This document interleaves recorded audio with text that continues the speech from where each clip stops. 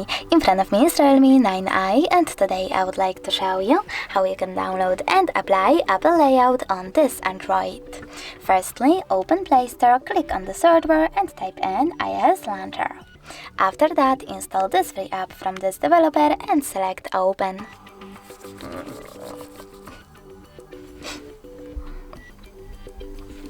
Now wait for the pop-ups to show up, and when they do, select while using the app and allow in all of them.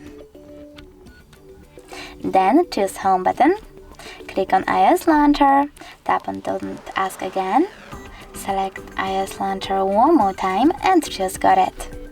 As you can see, Apple Layout was applied successfully on my Realme, but you can always switch between them by simply going into device settings. Scrolling down, clicking on App Management, selecting Default Apps and tapping on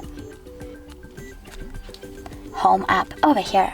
If you wish to apply your regular launcher, you can always click on System 1, and if you wish to change to iOS, go into the same settings and tap on